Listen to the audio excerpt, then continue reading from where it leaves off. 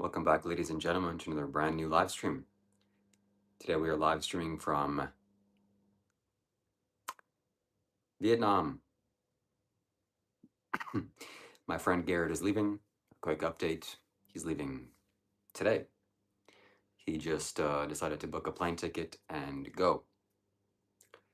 So I'm going to be here by myself, and it's going to be a good change of pace from now on. My intention and my plan is to live stream every day for approximately 4 hours total. So that is 4 hours of me sitting in my meditation space, which I'm currently sitting right now,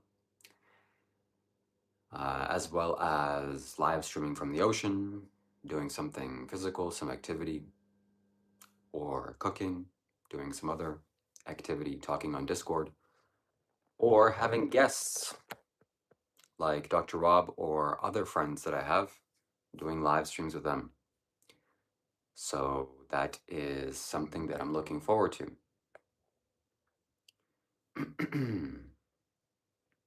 And why do I want to stream for 4 hours a day? Because I want to make this my livelihood and my lifestyle. I want to channel this stream, live stream my consciousness, my energy into your living rooms. And I want my lifestyle to change for the streaming world, for streaming to shape my lifestyle. And I think in 2 months' time, you're going to see a big change in that. Even now, I'm going to the beach, I'm going to the ocean. That's very fun for me. I'm glad that I manifested this. I'm glad that my desires came into fruition. And that I'm here in beautiful Vietnam. Stinson says, "Wake up, Jesus Lord." Yes, Jesus is the King. Jesus Christ is God incarnate. Why? Because the evil people in the world say he's not. The crippled, mentally people that do crimes against humanity, they always say that you shouldn't speak about Jesus, you shouldn't talk about Jesus, you shouldn't believe in Jesus. That's why I believe in Jesus. That's why I know now firsthand that Jesus is God. Because the opposition doesn't want me to believe so and think so. So that's definitely a step in the right direction. So we're here live streaming with Sadhguru. If you have any questions, let me know. But this live stream has no purpose. I'm just here sharing some good energy, some good vibes with you. There's so much good vibes here, so much potential energy for you to take a hold of and grasp for yourself. I'm sitting next to a waterfall of energy, and I am live streaming it here to you. If you are thirsty enough, you can drink it. And I hope you do. Most people are devoid of energy. Most people living in their living rooms, don't have this energy. Hello, Octane. And energy is the key to spirituality. So without energy, you're not going to grow. You're not going to go far. You need spiritual energy to grow. And these tools that you see behind me are spiritual tools, tools to grow you and your energy. The Buddhists believe that awareness is spirituality. And yes, it is, certainly. But awareness is a kind of dry spirituality. It will take you a long time to progress spiritually with simply or just awareness. The more aware you become, the more spiritual you are, the deeper you go. But it's hard to become aware. And It is like it's too dry. You need some juice, and energy is the juice. So, where do you get this energy? You can go to consecrated spaces, spaces in the world, in the planet. There are different places that are very consecrated. No, Bay, absolutely not. Hello, Bruce. So, places like the Valangri Mountain in Coimbatore, India, it's a mountain, but it's filled with energy. Energy like you can never believe. Energy that you can make use of and you can drink for your whole lifetime, and it'll still be it's inexhaustible. Have you read Mahabharat, which is sort of the Indian uh, Iliad and Odyssey? No, I have not, but I've not read it, and I don't read books. But I plan to read a much more important thing, which is energy. This life is filled with information. You don't have to go search books and read because books are a kind of dry process of learning. It's manual learning. But you can just download a book into you by sitting in an energy space, a consecrated space, and allowing that energy to go into you. Hello, Casey. So that's what I'm pleading with all of you, kind folks, is for you to get yourselves in touch with energy spaces. I know that you're here. I know that you're listening to me. You're watching me right now. You're thinking to yourself, what is this guy all about? And what am I all about? I'm about energy. And if you get yourself in touch with energy, real, true spiritual energy, your life will never be the same again. You may know about Zen Buddhism, you may know about the Buddha's teachings, awareness. You may even have gone to church once or twice. But until you go to some of these sacred, consecrated spaces and really get in tune and in touch with these energy spaces, you won't know what true spirituality is about. Or it will take you a long time to struggle and to strive and to go without lubrication and really, with your awareness, try to figure things out.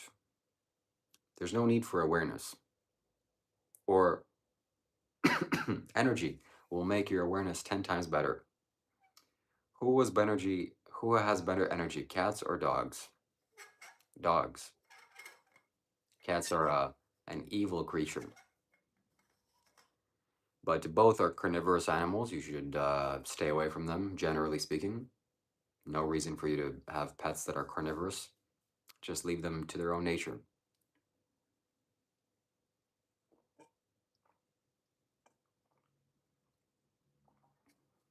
So again, my friends, if you've stumbled upon this live stream and you're just here for a few minutes before you continue to scroll, you care about spirituality. I know you do. That's why you're watching me.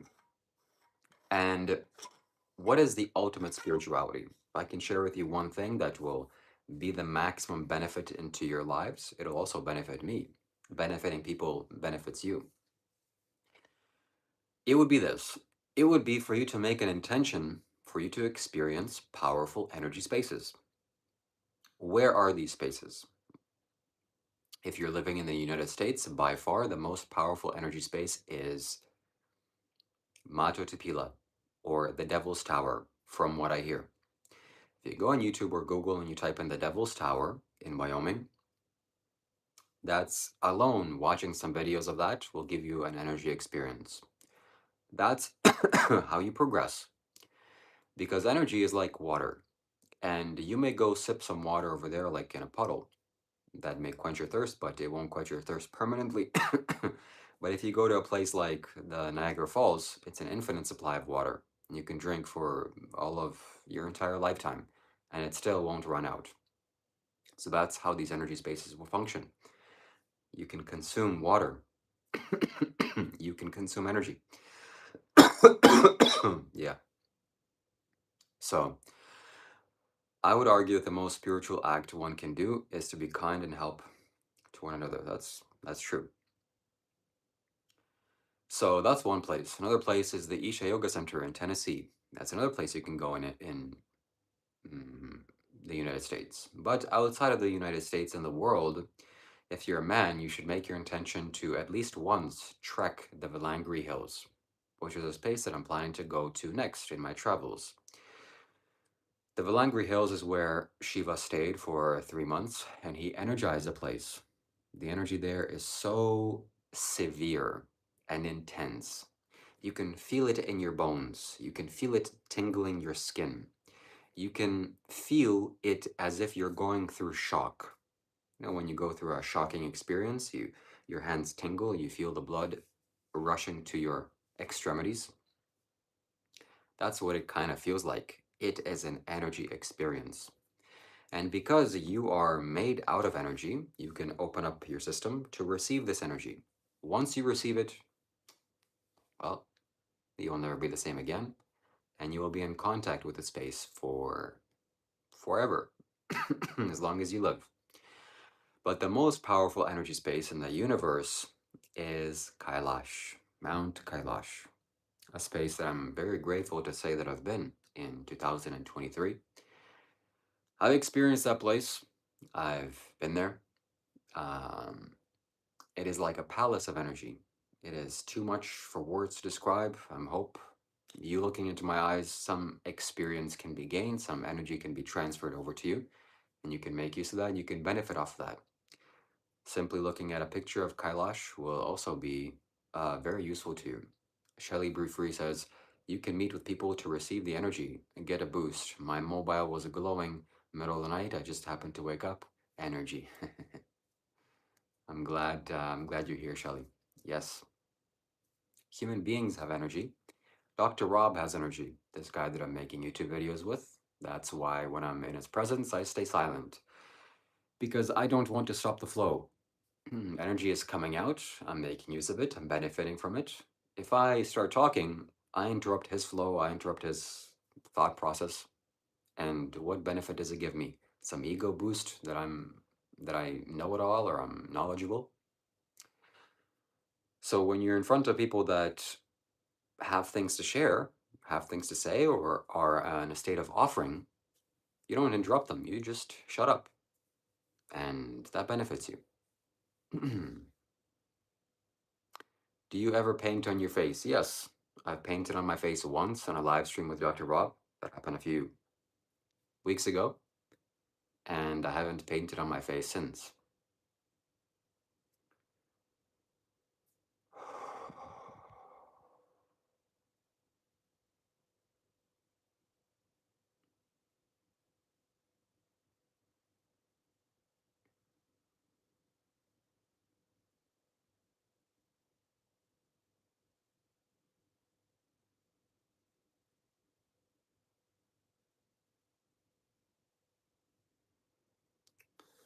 The next thing that I want to talk about is the Epstein files. They have recently come out. Over 3 million of them came out, and we can see what's happening. This has been something that I've understood very well for many years, ever since the pandemic. But now it's much more available to the public. Yeah. And we can see what these kind folks are doing. They're doing some evil, sick things. The things in the Epstein files are just, they've opened the door for the possibility for you to take a look inside. But what's behind the surface, what's in the closets, what's in the darker rooms, what's behind the different rooms is way more than you can handle. When I was going through my psychotic experience in back in the day, a long time ago, because I consumed some things. I saw that this royal family is not the best people in the world. I could see in their eyes, especially this Queen Elizabeth, God rest her soul, God bless her, wherever she is,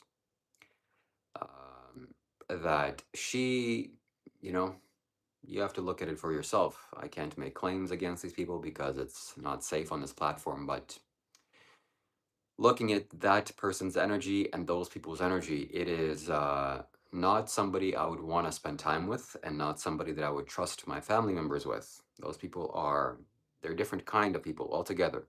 God bless them. And this is just speculation. I don't know what I'm talking about. So that's how it is. That's who the planet is governed by, and this has been happening for a long time, hundreds of years, thousands of years. This has been happening for thousands of years in the open. This is just generally how it was happening. Oh, some sacrifice is needed. Well, we know who to sacrifice. But now it's hidden because it's not so appropriate. And because it's hidden, people do very weird and shady things. So it is my speculation. This is just my thoughts about this. It's not, I'm just guessing here. That the people that are chosen to govern the world, they're chosen because they are compromised. They're chosen because they do things that the people that are actually in power have leverage over them. It makes sense to me. And that's why Mr. Donald Trump really doesn't want this to come out and just wants to get this continue passed on and saying that Bill Clinton is such a nice guy. Oh, I love Bill Clinton. He's really really good. Why? Because they're both in on it. They're both doing some very suspicious things, potentially. I don't know. But my friends, whatever I'm here to tell you, there's no convincing you anymore. If you know, you know. If you don't know, you don't know. And God help your soul if you don't know. But if you know, there's not much to talk about it except this is just very sad that we're here on this planet, and this seems to be plaguing the world. This seems to be something that is underneath it all. So you go to work, you pay your taxes, you be a good citizen, you watch TV, you have a wife and kids, you go to sleep, you have a car, you pay your mortgage, you pay your rent, and etc. But underneath it all, my friends, is something so dark, something so sinister. And you don't have to look far.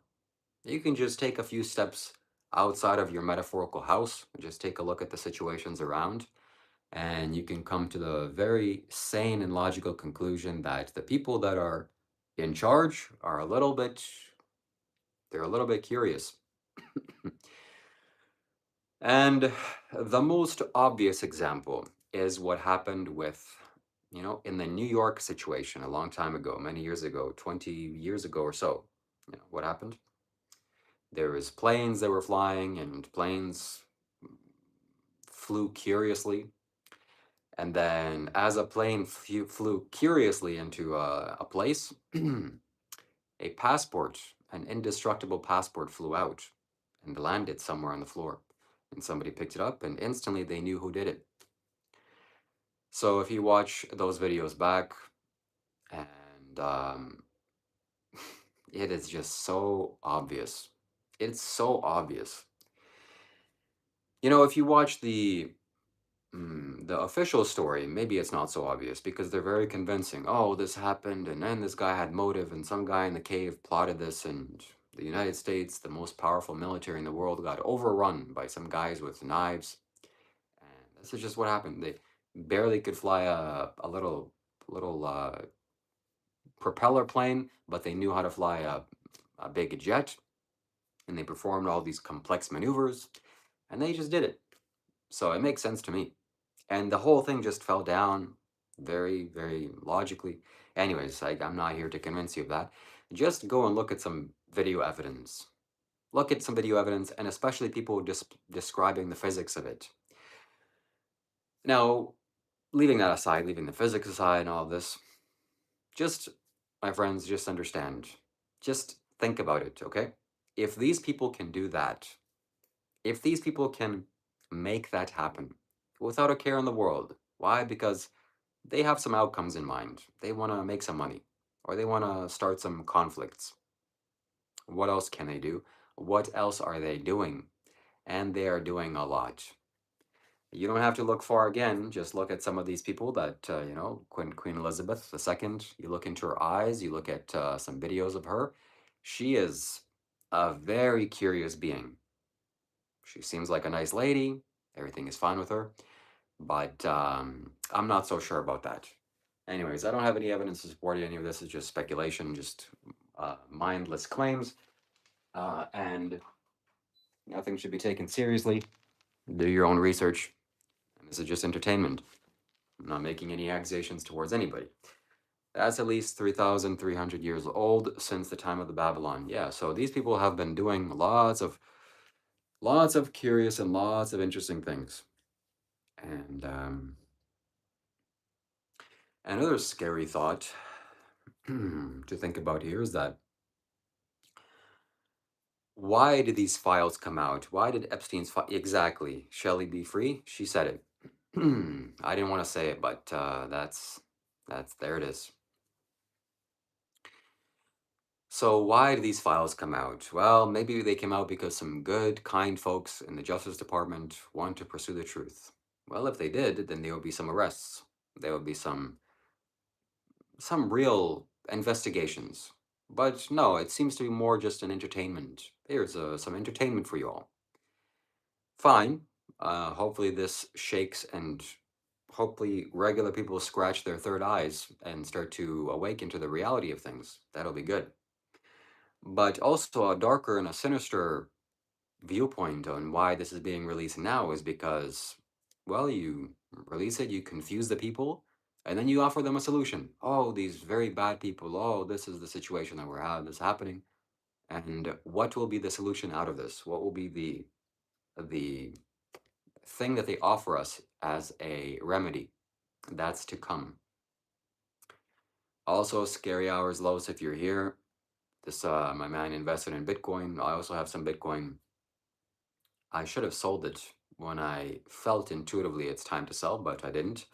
Greed got the best of me. And this $200 or so of Bitcoin is going to be sitting in my wallet for a long time as a lesson in greed because I had a chance to sell it, but I didn't. Why? Because I got greeted. I wanted to get more. I thought, oh, maybe this is going to go really high. And most likely it's not. It's not going to go high for a long time. Why? Because the inventors of Bitcoin are now released, or at least we have some new ideas of where that all started from. And it started from this kind folk that's now, wherever he is, that, is very famous, that has the files released on him. Anyways, that's enough of that. Back to spirituality. I will live stream more like this, my friends. I will be here in my room, right in front of this image, and I will share as much positive energy with you as I can. Not because it's coming from me. I'm just the conduit, I'm just the messenger. But because I have spiritual tools that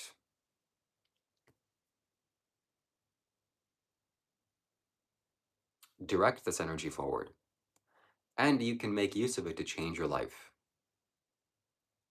I guarantee you, promise you even, that if you watch these videos, even in just one moment of time, if you feel this energy, if you touch this energy, it will awaken you. It's very nice, very conducive to your health, for your health, and it'll make your life better. So that's one of my intentions. That's part of my intentions.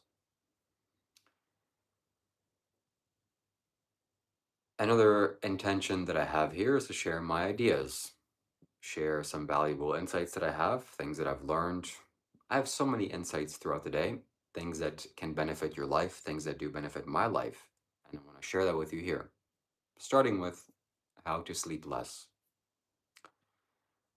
There is a way to sleep less, my friends. Yes, that's a very good word to describe it as well, blood strike. These people are that. It's very, very good. Yes, that's true. Bae. So sleeping a lot has to do with two things: meditation and food. If you eat too much food, you'll sleep longer. If you don't meditate, you'll sleep longer as well. If you meditate and eat less or eat what's required, then you will sleep less and you will do more.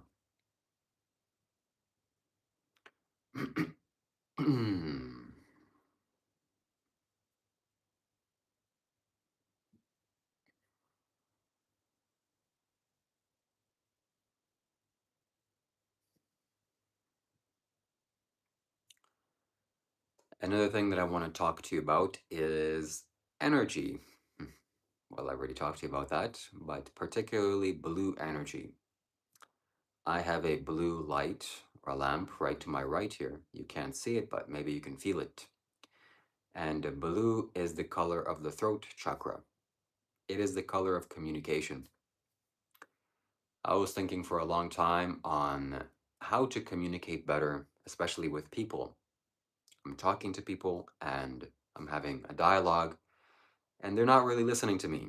And I have to talk with force and with power. And I'm thinking to myself, should I talk slow or should I talk fast? Should I be considerate of other people's time? And then I realized today when I was in the shower that communication, really powerful communication, starts with channeling your throat energy, with activating your blue center here. When this is activated, your speech can become hitting to people. You can literally hit people with your words. Every word will hit if you can get this active, if you can get the center active. So it's easy to activate this when you do have it activated, but hard to activate it when you don't know even what it's about. So it takes time, it takes effort, it takes work. This is one of the most difficult centers to work with. My dad always told me to connect with forests and the earth. Yeah, that's a good idea. Guru, how do you channel sexual energy and libido positively? You could also end each statement with a question, isn't it? That's a good idea. How to channel sexual energy. How to master your sexual energy. How to not get entangled with lust and perversion and sexual desire. There's a simple and easy way. And well, first you have to understand that your sexual energy is just like hunger or the desire to sleep. It's just a biological process, nothing more. So you don't have to play into it, you don't have to think about it. Just let the hormones play out. What's the big deal? If you're hungry and there's no food, simply you're hungry. Okay, I'm hungry. This sensation of hunger will pass away because most likely you're not starving. But just be hungry, no problem. If you're sleepy, but you can't sleep just yet, what's the big deal? You don't have to sleep, just relax. And if you're sexually aroused, there's no need to go and watch some online videos or go chase a girl or chase a guy or whatever you're into. Just let it be. It's just a biological function. So that's step number one. You just allow the nature to nature itself. Relax, it's no big deal. Secondly, where do you want to channel it to?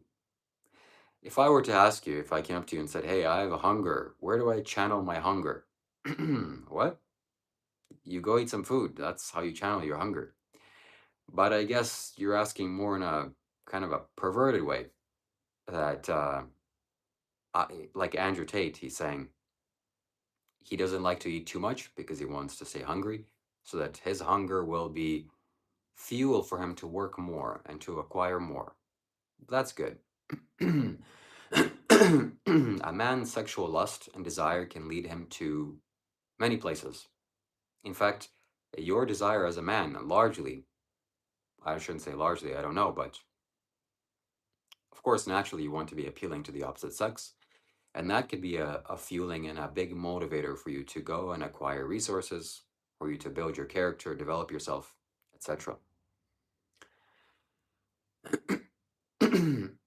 So that's how you do it. There's no big deal. No need to rush the sexual act. If you're a young man, relax. Build your life. Acquire the necessary resources to take care of a child, to take care of a woman.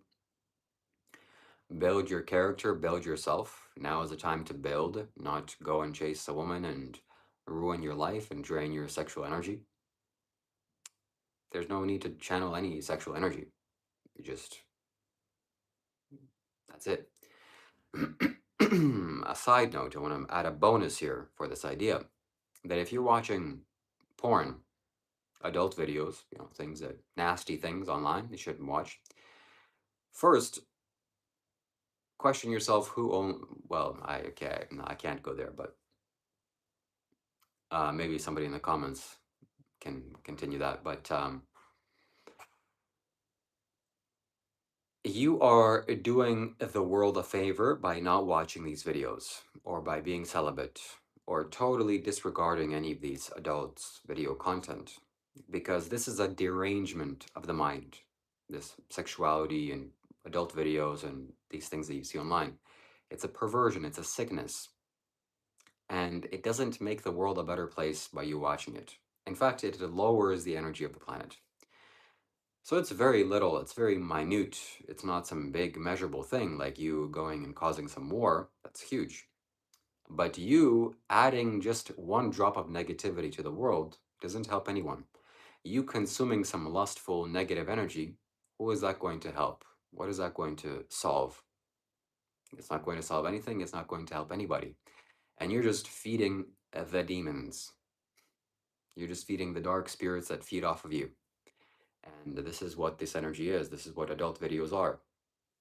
I was told by my occult teacher that when you watch these adult videos, there are beings in different realms that watch you when you're doing this, especially if you're really engrossed in it and you've been doing this for a long time, and your lifestyle is also not the healthiest. For sure, these demons are attracted to you.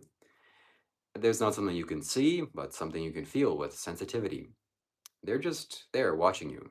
And as you start releasing this energy, they feed off of that. They're definitely deeply connected to these adult videos, especially the big ones. And whenever you log on, whenever you watch, that's you're feeding them. It's not something you want to contribute to. It's not healthy. It's not even sane to do.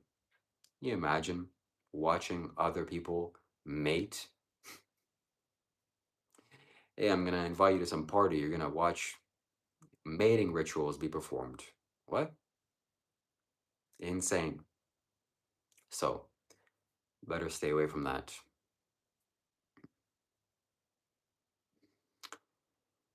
No, my friends, you don't want to do magazines or anything. You want to keep your mind healthy. You want to keep your mind not imagining lustful things. Just relax. Shiva, so you're saying that when we watch, yeah, the act we perform are themselves, um, well, you're feeding demonic energies for sure. That whole industry is a demonic infiltration, and you're not helping anybody. You're not helping yourself. So even, you're satisfying a primal urge, but this urge is not needed, like food is needed. Sleep or rest is needed. Sexuality is not needed. You can survive for your entire life without engaging in sexuality once, no problem. Maybe the nature will think it's a problem. Nature wants you to reproduce, but what? It's some big deal that you didn't make a child. It will be no impact on you. In fact, if you retain your sexual energy, you'll be far better off. I was watching a video by Modi, the Indian Prime Minister, and he is said to have retained his sexual energy for years, decades. He's never had a woman, he's never slept with a woman. I think he's a virgin, and by conscious choice. So when he stands up and talks to the podium, first of all, he's like shining light. And second of all, he's like hard. He's a hard man, like like metal.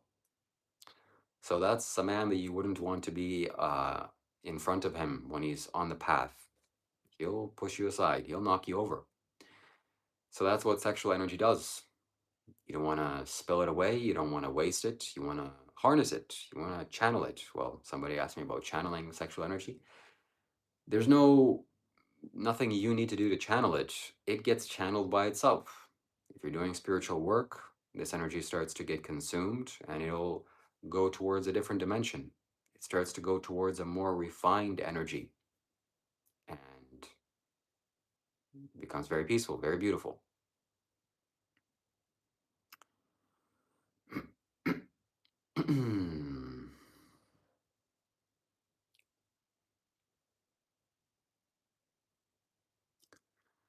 You start to glowing, not only physically glowing, your skin starts glowing, your energy starts glowing. Shiva, what are your thoughts on modern medicine claims that prostate cancer and such come from inadequate release? And they literally treat it by prostate massages. I don't know about that. I would have to question the validity of that. You know, they've been studying the cure for this famous disease. I'm sure you know what the word is for this disease. They've been focusing on the cure for decades and they still don't know what the cure is. So either the cure is being suppressed or that's most likely the case. So I doubt that highly. And nature just doesn't, nature wouldn't do that. That's just illogical to me. So Machine donated 10 New Zealand dollars. Thank you very much, Machine. Appreciate donations. Focus increases energy, question mark. Famous Hermetic principle is, or a saying is that wherever your attention goes, that's where energy flows. So if you put your attention on something, that's where your energy will start flowing towards. You put your attention on your hand and you'll feel sensations in your hand. You can do it now. It's a principle of the universe. Wherever attention goes, energy flows. And don't be afraid of any kind of prostate stuff. Just be normal, retain your sexual energy. And biologically, nature comes to you, Mother Nature comes to you and says, hey, this seminal fluid that you have is made for making a child, not for spilling it on the floor or bed sheets or a condom. It's for making a baby. If you're ready to make a baby, then go ahead. If you're not ready to make a baby, then there's no need to do anything about it. Nature didn't go to you and say, hey, well, if you hold it in, did you know bad stuff is going to happen to you?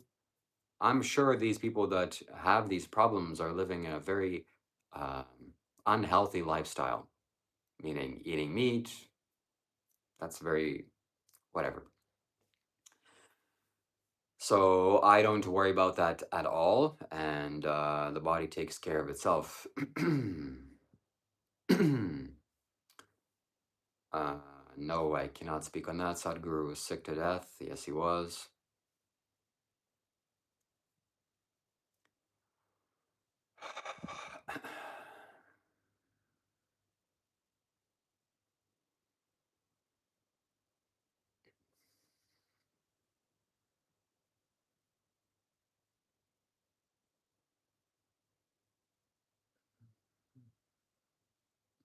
So, so wet dreams, do we suppress them somehow to ensure no energy seed is spilled, or what's the premise?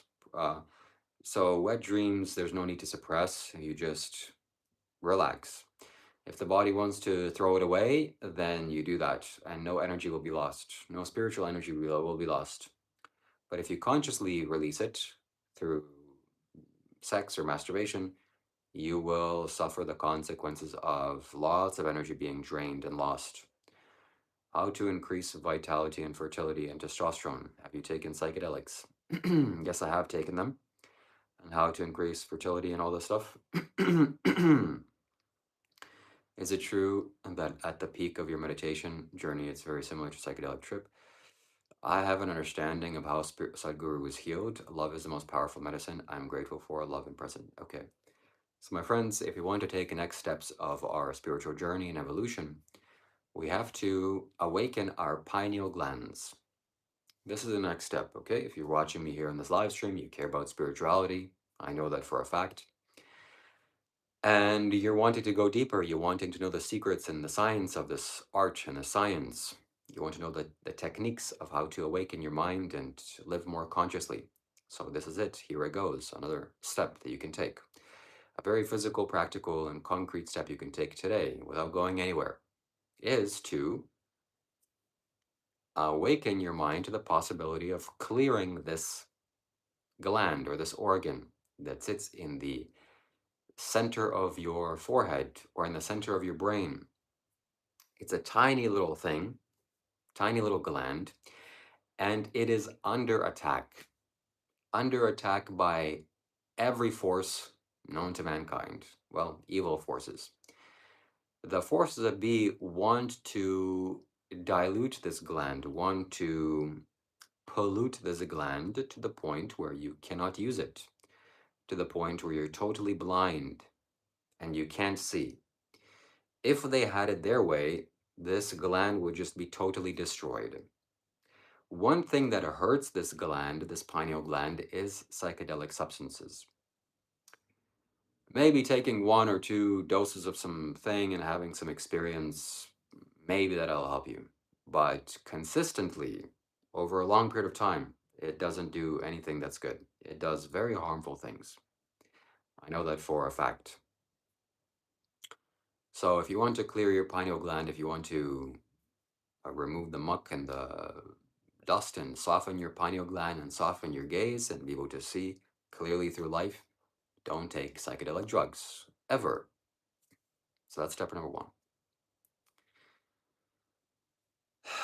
This pineal gland is under attack, like I said. And step number 2 is drinking the right water. So there's so much in the tap water. So much. Too much.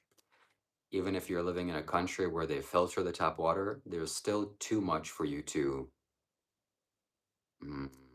consume. You're better off not drinking it at all.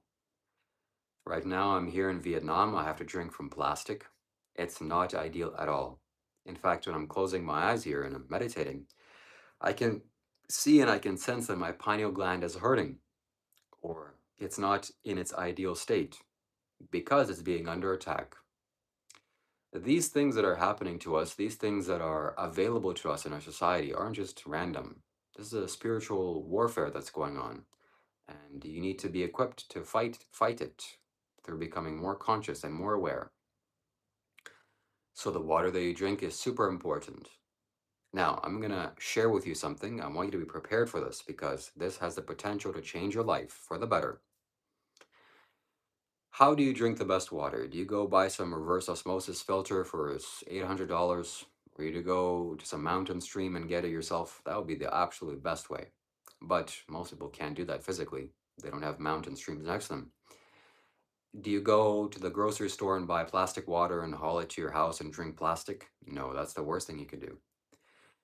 What you need to do for yourself and for everybody else, because you benefiting yourself benefits everybody, is go on Amazon or go on some whatever you buy stuff online and you buy a water distiller.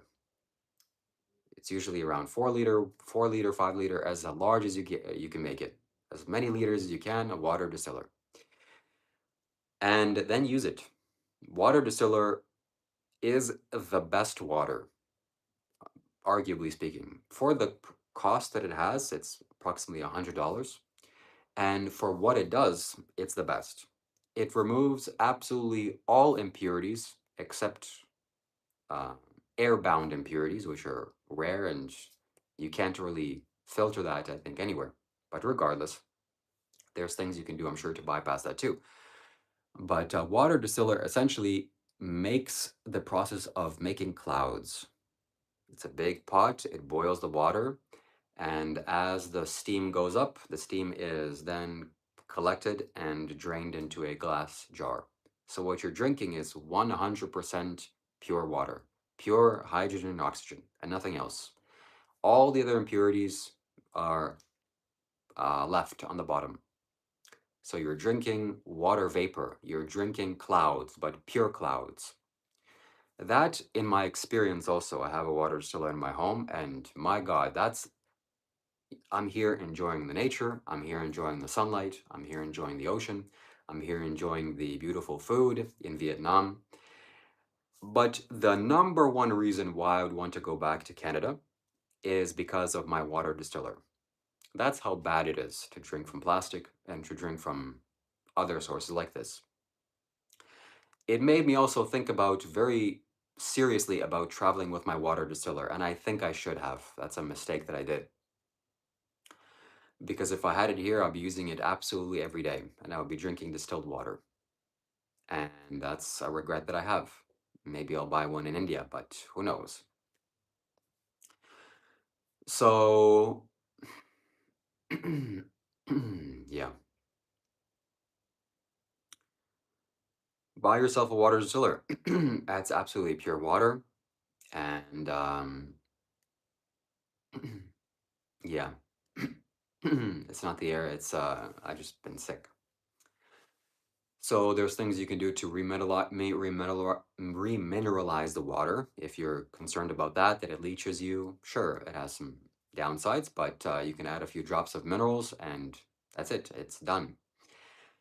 There's also things you can add, like a Jivarasam, which is Sadhguru's consecrated water capsule that energizes the water. And that's absolutely the best water you can possibly drink on planet Earth. Maybe even better than spring water.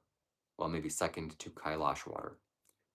So water is absolutely essential for decalcifying your pineal gland, for allowing this organ in your brain to just relax. And it is so vital for you to perceive deeper reality. And this organ of the pineal gland is also responsible for sleep. This is the organ of sleep. And sleep isn't just, I don't know, rest and recovery. Sleep is dreams. And dreams is you're touching the beyond. Dreams is mind stuff.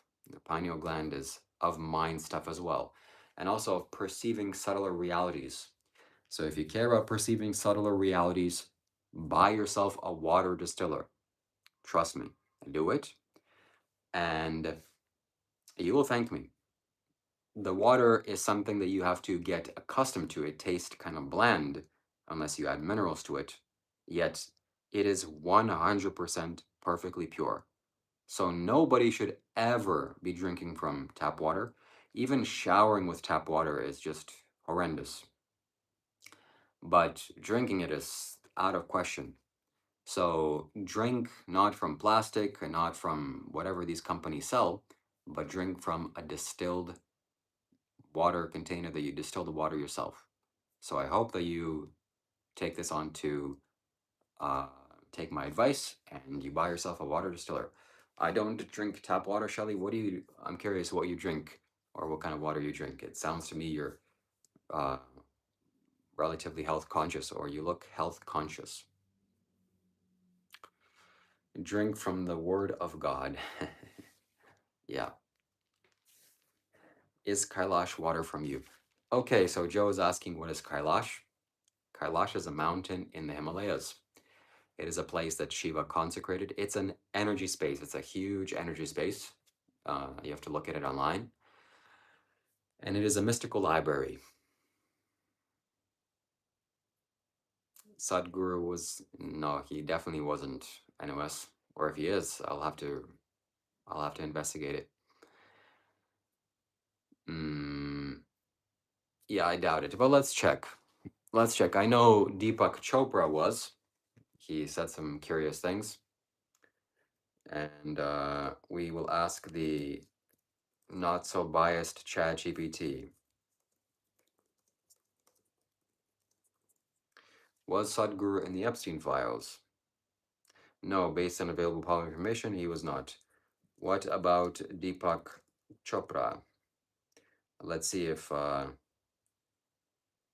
this thing knows about Deepak. Yes, so Deepak Chopra was mentioned in the Epstein files. There you go. Double tap the screen to like this video, yes. So again, we're experiencing a spiritual warfare. The forces that be want our minds to be clouded and dull and confused, and our pineal glands to be not as receptive, to be dull, to be hurt.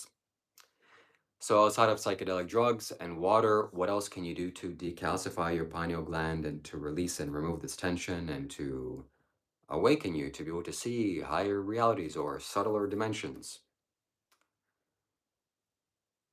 The third thing you can do is to light a fire and be beside a fire and live in a consecrated space, in a safe space.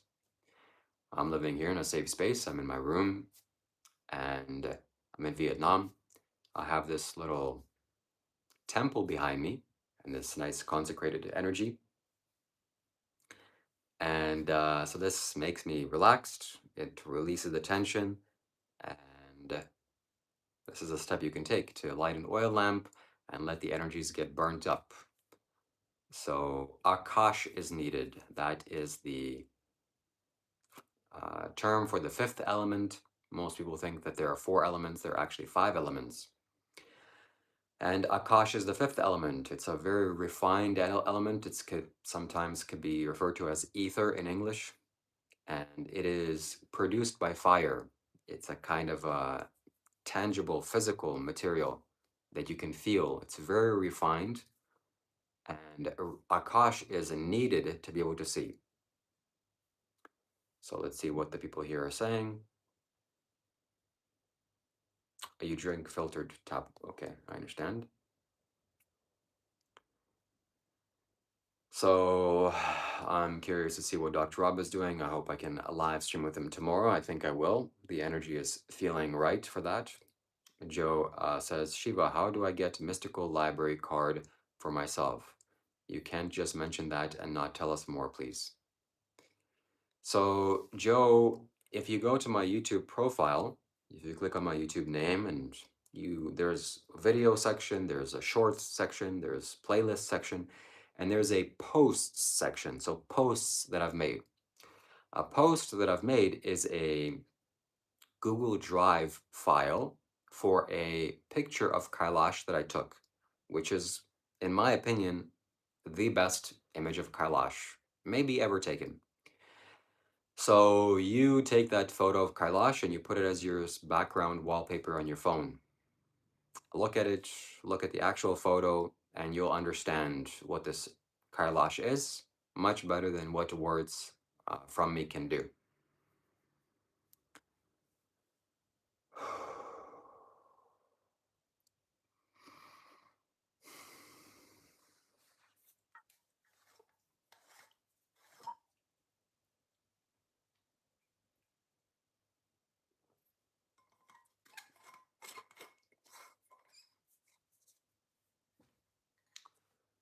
So my friend Garrett bought a plane ticket 2 days ago after I had some conversation with him. And he just suddenly decided to get up and leave Vietnam. Even though we have a lease to this place or a monthly kind of rent, he is now going back to United States, because it just felt like it. So I think that's cool. That's going to be a big change for me. I'm going to be here by myself, and we'll see what happens after that. This is not wood, this is copper.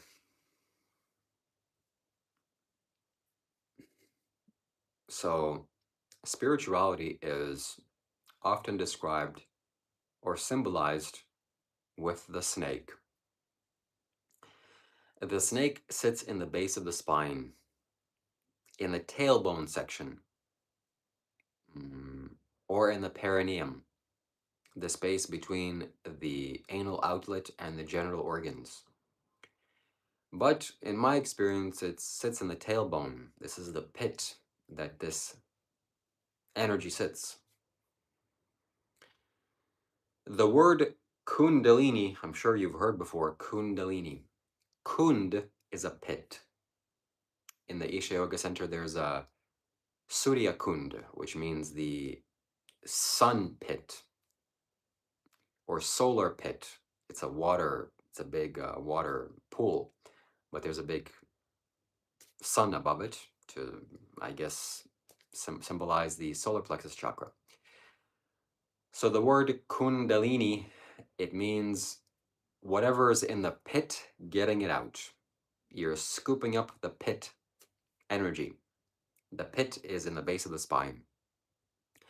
And it is so closely associated with the snake that I don't believe that when this Kundalini energy starts rising, you won't see it in your inner mind's eye as a snake, because it is a snake, essentially. It is a snake. So as this arises, as this Kundalini rises, lots of change can happen. Lots of stuff can happen into your life. Lots of change can occur. You can go through changes that would normally take you 2 years to make. You can make it in 2 weeks. Now that sounds cool. Wow. I can go very fast on the spiritual journey. In 2 weeks, I can do what 2 years would take me normally. Sign me up for that. No, you definitely don't want to be signed up for that because you will miserably suffer. Still in the year of the snake, shed the skin, then be strong like the horse. I think we are in a new year, I hope, not the year of the snake. The year of the snake is my enemy year, and I struggled big time that year. Have you met any good women that could be with your travels? No, not yet.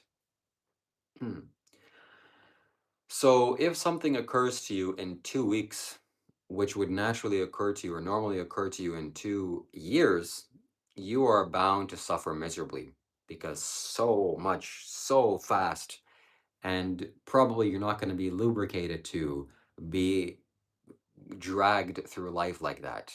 So much stuff can happen to you in those 2 weeks that I doubt your mind will be able to handle it in a safe and peaceful way. But this is how people have experienced it, and this is also how I've experienced it. That when the pit is shaken, when the coon starts to be scraped up, the changes that you make inside of your mind and body happen so fast that people think you're crazy. People call the hospital. People throw you in the loony bin. People are concerned about you. People don't know what's going on with you. People call you a maniac or you're having a manic attack, so on and so forth. So this is what happens when you start shaking the kund. Yes, Osanaki, good to see you here. I appreciate you too. I'm glad you're part of my YouTube members only. I'm going to be making videos for you. So next video coming up is a special one. I'm preparing the energy for that. Satan is not chaining conservative. Yeah. This is another thing that I want to share about the Epstein files. And it made me realize that there is a God of this world. The God of this world is the Satan, what we call Satan. He can give you fame, he can give you status, he can give you satisfy your lust and hunger and material things, and it's all fine and good. But at a cost, you have to sacrifice something. And a lot of the times, you have to sacrifice your own humanity because that's what the devil wants. So the God of this world influenced this Jeffrey Epstein character, I'm assuming, and that's the God of this world. So the God of this world is contrasted with the God Almighty, and the God Almighty is not like the God of this world. And yeah, you want to take refuge with the God Almighty, and yes, Blood Striker, I'm just keeping myself safe. So when this Epstein files came out and when this whole thing started happening, I started to realize, oh, there 100% is a God. There 100% is a God Almighty. And Jesus is 100% the Son of God, or is God, or God incarnate.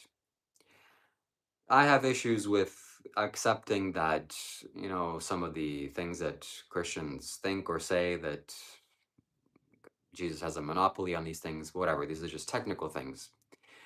But the point is that when this thing came out, when these Epstein files came out, I understood the contrast. And I also understood how these bad people would talk about Jesus. So when the enemy is talking bad about somebody and saying definitely never go towards that direction, that's something you want to pay attention to very closely.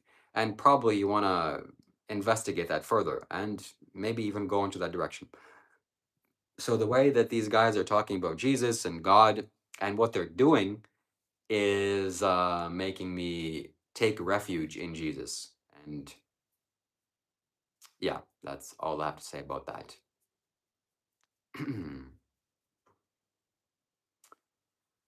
So coming back to Kundalini energy, my friends, this is all stemming from people not realizing, not understanding that all that we want is within.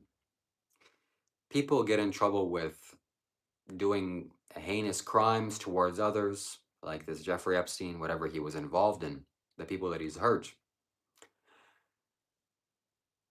Simply put, you're seeking energy, you're wanting energy, and you're wanting energy from somebody else. But that's not going to do good things for you. So if you can shake this pit, if you can scrape this pit, if you can get this energy to come out, to come up, then you can enjoy the bliss and pleasure from within. You don't have to seek it from outside. This is like this, okay, my friends? You go to a beautiful orchard, and right there in front of you is standing a glorious apple tree with juicy, ripe apples. You take your big, strong hands, you grab a hold of this tree, and you shake it violently as hard as you can. What's going to happen? The most ripe fruits will fall to the ground first. That's like shaking the kund. That's like scraping the pit. You scrape the pit and juice and life comes out. You shake the tree of knowledge and you get knowledge. Knowledge of good and evil. You get life after death. So, yeah, now comes the science of scraping this pit and getting this energy up, getting this energy out. How do you do that? Shiva, I'm struggling with a lot of things, and I'm thinking of making myself homeless and living outside for a while to improve my physical, mental, and spiritual health, to strengthen myself. Advice. Well, I would not advise you to go homeless. That's you lowering your physical well-being and physical comfort doesn't serve anybody. I'm sure you have some romantic ideas and uh, beliefs about being a homeless monk or wanderer. It's not as easy as it looks. But if you want to go from the home to the homeless life, meaning ordaining as a Buddhist monk, I recommend that. But I don't believe that's something you can do. So stay comfortable in your home and renounce inside of your home instead of going homeless. Start to remove things that are not helping in your life, things that are hurting in your life. You don't need to become homeless. That's just hard and not kind to you.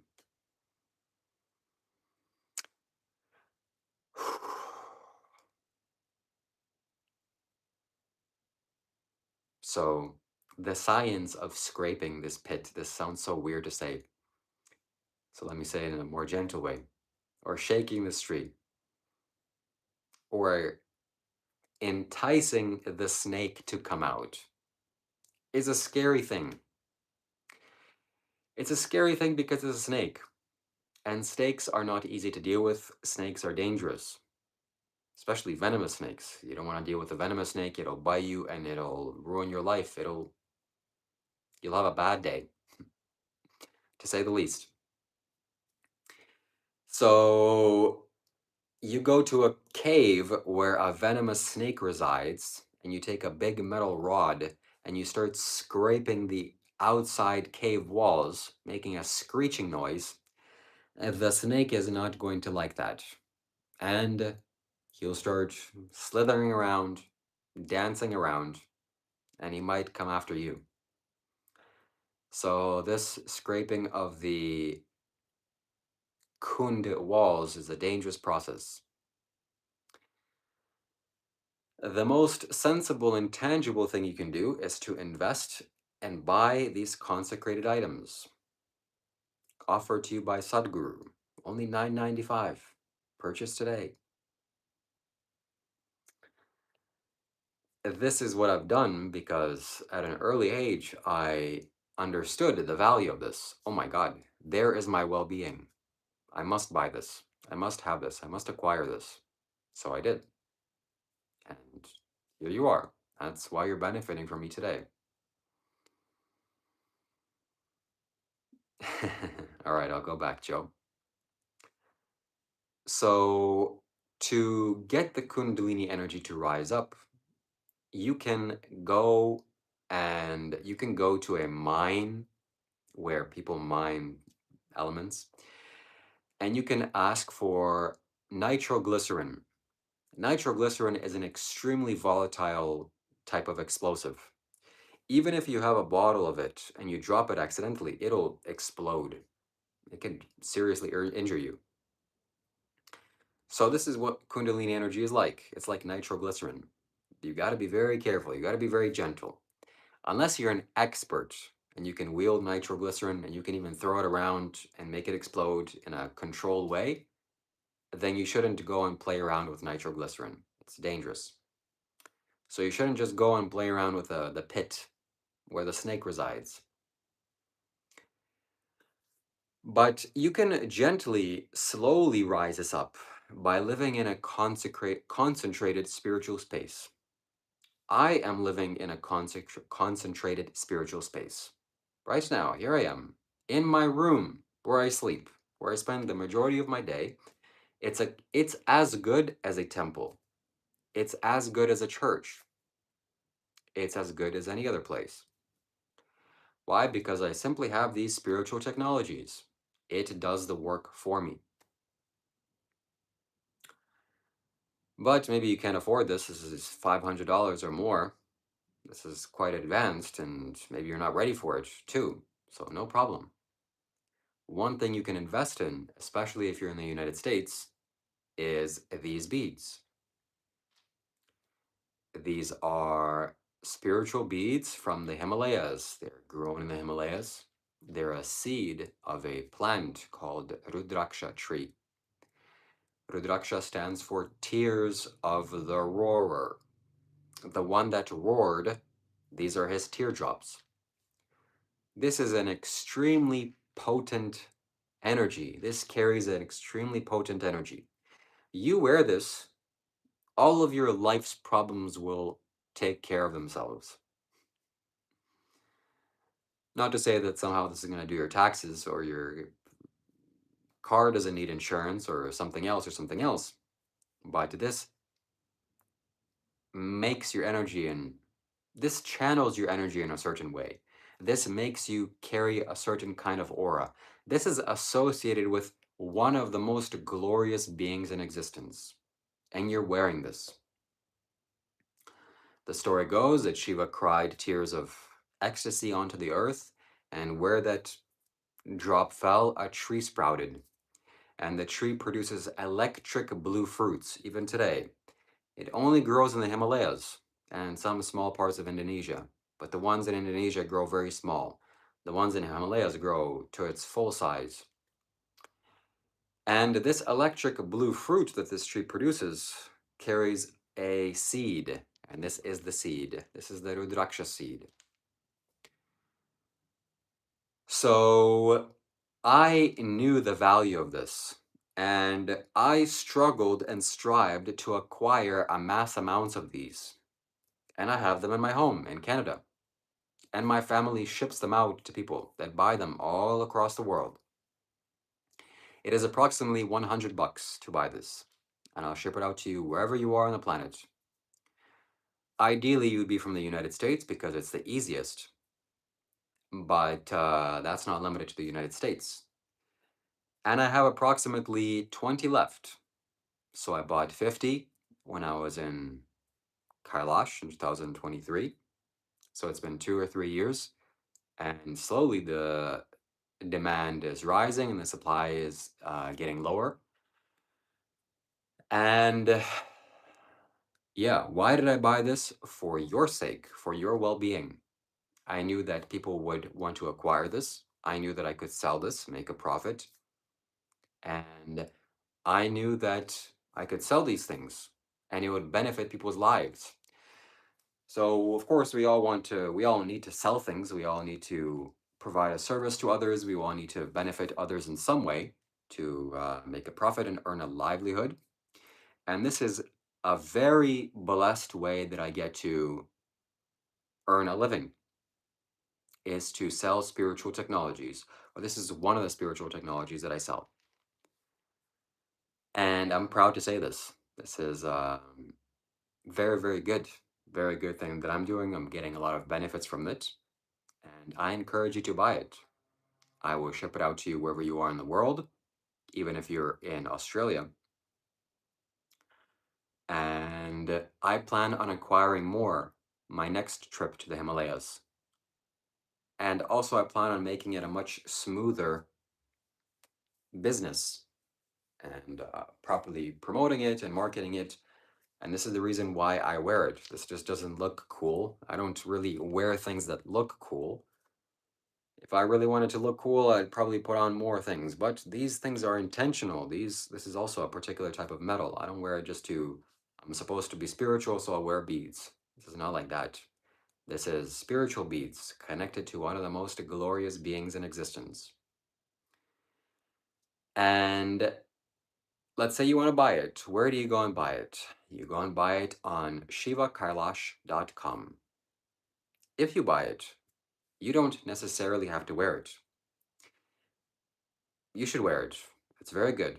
It's very powerful. You'll feel the state of your mind and your consciousness shifting when you have these on.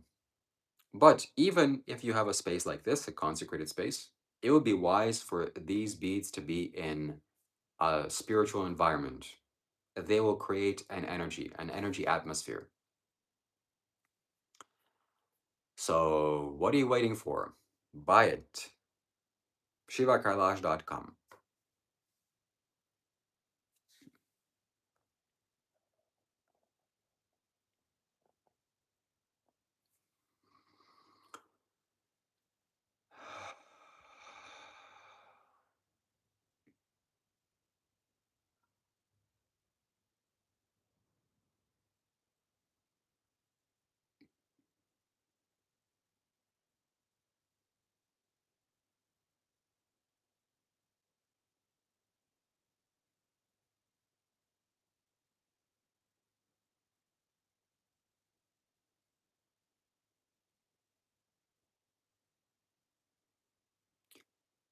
Another valuable lesson that I'm learning on the spiritual path is how important it is to be honest. To be honest with your desires, with your intentions. Simply to be honest. Just state what you want. Say what you want to people. Hey, I want you to buy this for me. Hey, I want you to do this for me. Hey, I'm thinking this way. I'm feeling this way. Hey, can you take this action? That's so easy to do. But why don't we do it? Why don't we be honest? Well, because we were shamed for being honest in an early age. Why? Oh, you shouldn't ask this way, or you shouldn't behave this way, or you shouldn't do this, you shouldn't that. Sometimes I see mothers interacting with children, physically and also online, making the child be quiet in public spaces. The child is expressive, loud, screaming, laughing. going crazy. No, no, contain your energy, condense your energy, take your energy back inside of yourself. You're throwing your energy around and it might irritate people, and it's not safe. It's the wrong thing to do. So, honesty will set you free. Honesty is liberty. Be honest, my friends. Be honest with your intentions. All of these things with the Epstein stuff would not happen if people were just honest. Well, maybe they would still happen. But just be honest. What's the big deal? What's the big deal of, you know, well, it's a big deal what that guy did, but what I'm saying, what's the big deal of you're a grown adult and, you know, you're wanting to spend time with adult women? What's the big deal? Oh, the optics and the optics. Well, okay, whatever, I guess. Anyways, I don't know too much about that, or I don't know how to comment on that. So honesty stems from the heart. Honesty comes from this place. And honesty also hurts. That's why we don't be honest. If I share my honesty with you and you deny it, or you reject it, or you shut it down, ouch, that's uncomfortable. It hurts.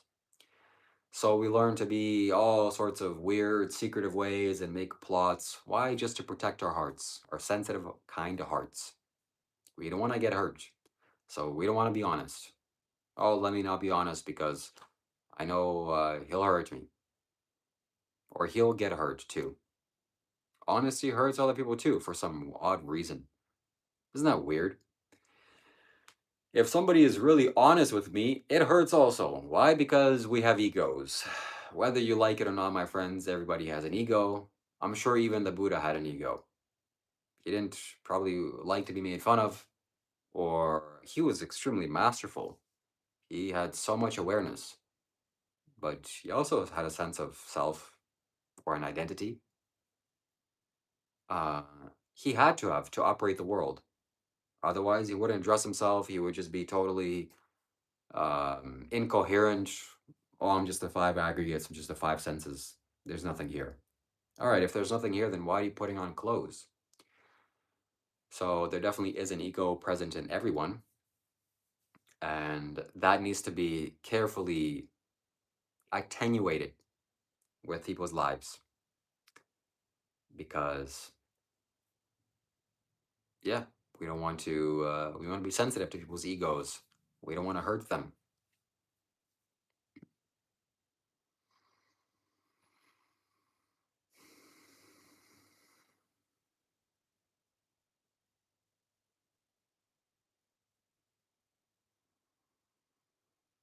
Hmm.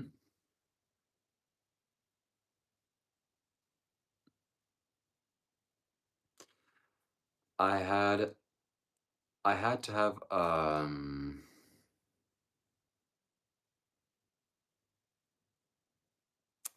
okay, I'm sorry that you had to go through that, Erica. How can you meditate the pain away? The only way to meditate the pain away, in my knowledge, is to acquire equanimity. Equanimity is something that you acquire by paying attention to the sensations of your body. So pain is nothing but a sensation in the body. If you can feel the sensation and know that it's impermanent, just feel the sensation. Not really go into it that it's my pain or it's how long is this going to last, just the physical experience of the sensation. And develop equanimity, meaning not craving for it to go away or not wanting something better, just accepting the reality as it is. I feel pain right now. There is pain in my body right now. Then there will come a certain ease. Ah, okay, I can accept this now. I don't have to struggle and strive to make this better or make this a different way, change the circumstances. If you can change the circumstances, then definitely do that. But don't change the circumstances out of craving, because you'll just create more craving. Change the circumstances out of equanimity. Have a balanced state of mind. Come to the complete understanding that you are going to die, that this body is impermanent, that you are just an animated corpse, a walking skeleton. And when you get that kind of perspective in your mind, pain seems to be not such a big deal. Pain still hurts. You don't like it. You want it to go away. But hey, we all got to deal with pain. It's difficult to go to pain sometimes, but you got to go deal with it. That's your karma. And above all, most importantly, don't react to it. Be equanimous with it. Have equanimity. Have a balanced state of mind. Not craving for it to go away. Not having aversion towards it because you hate it or you don't like it. Just allow it to be just as pain. Simply pain. Nothing but pain. Only a sensation in the body that's constantly changing.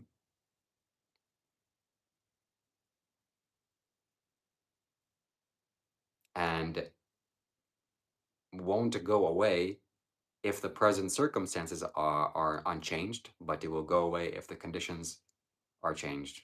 Or yeah. So one should look up the definition of equanimity. That is something that is, I'm sure people don't know this word, and it's not a common English word. So, but it's a fantastic word. Shelley B. Free says, in the past, I would have taken drugs. I don't feel the need to take them anymore. Yeah.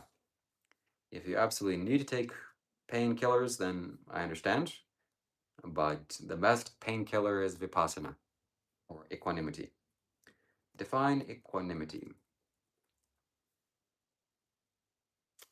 Mental calmness, composure, and evenness of temper, especially in difficult situations.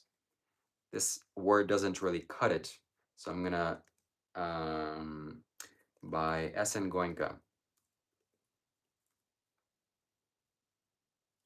The art of observing the reality of one's own physical and mental phenomenon objectively, without rejecting, reacting with craving or aversion.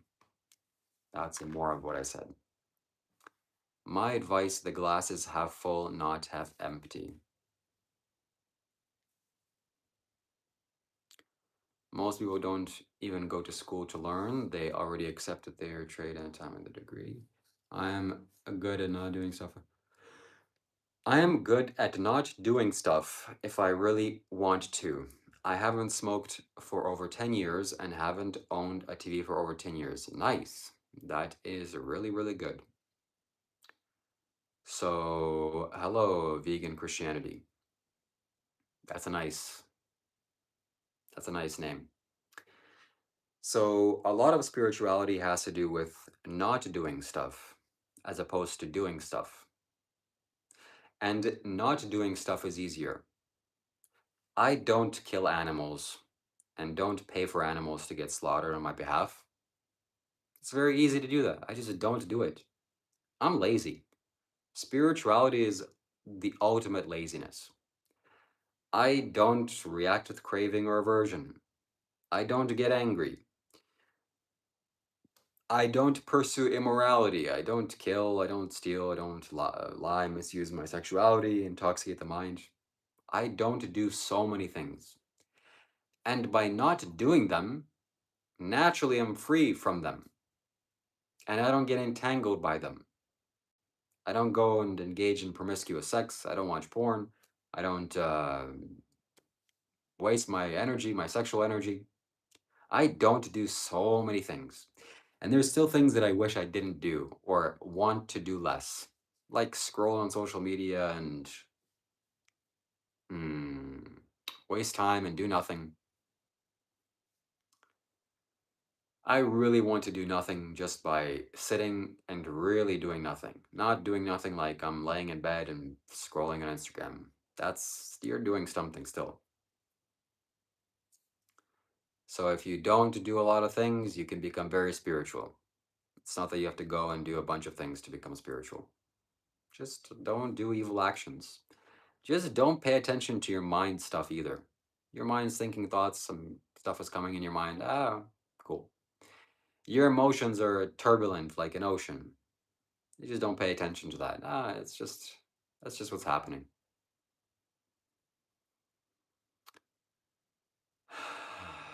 All right, Dolly. See you later.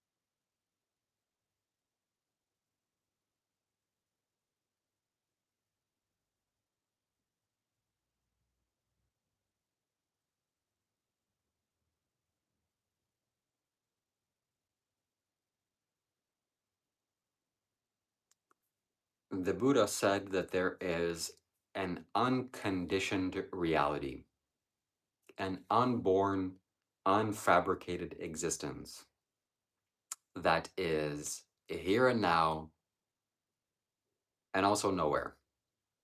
It is not a thing. The Hindus call it Shiva, no thing, nothing. And science also now says that in an atom, 99% of it is empty space. Only 1% or even less than 1% is actual tangible materiality. So this empty space, the Buddha also called it nibbana.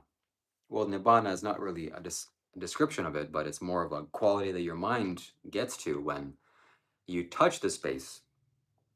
Nibbana, the Buddha said, or nirvana, I'm sure you'll know that word, is taking a hot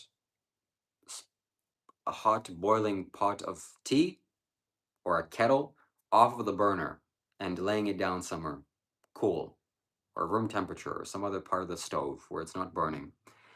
And so the kettle gets nibbanad. It kind of chills out. That's the same thing that happens to your mind when you touch this nibbana, when you touch this emptiness. Your mind kind of just chills out. Oh, okay. This earth is not permanent. I don't need to grab a hold of anything. Because even the earth is not permanent. It's a constantly changing thing. So this emptiness is where all things come from, too. It's where all good ideas come from as well. It is the unmanifest reality coming manifest.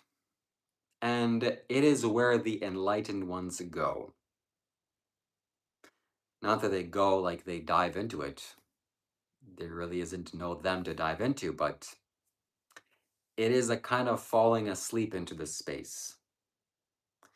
Imagine going to sleep and never waking up. That is like that. Kind of, I guess. I don't know. I'm sure I'll know when it happens to me. But I'm just exploring this. One thing that concerns me is what Sadhguru says about the existence. Particularly in his Sadhguru exclusive program, which he talks about the creation and says that the yogis have understood and learned that this is the 84th creation. This universe that we're here in now is the 84th universe. This is universe number 84. Stamp it, put it out there. Our universe is number 84. There have been 83 other universes before this. This is the 84th. We're here living in the 84th universe. Out of these 84 universes, 21 have a physical, tangible experience. You can tangibly experience them still because they have some remnants. they have they're still somehow living, even though they're decaying or they're deceased, they still have a physical presence somehow. And 63 are totally receded. They're gone. They're not anywhere except in our memory. So in this, we're in the 84th. And there will be more universes. There will be up to 100 and I'm trying to remember what Sadhguru says, either 112 or 114. There will be 112 universes, Sadhguru says. So really it doesn't matter how many, but 112, 112. So I'm really trying to get this because these things matter. It's an experience. Hopefully, if you're sensitive, you can understand that 84 is a significant number in the biology of the human being. It does something to the memory when you talk about 84. As well as 63. When you hear 63, it does something to the memory. This is a significant number because it's a cosmic number. It is so deeply imprinted into the actual fabric of space that you can feel it. 21 is also a significant number. 21 is a significant number when you turn 21 years of age. In any area that you look at life in the cosmos or the universe, 21 is a significant age. What about 6-7? 6-7 is, you got me there. So let's Google it. I'm sure the Google will know. How many universes will there be according to Sadhguru? Yes, that's correct. 112 is physical.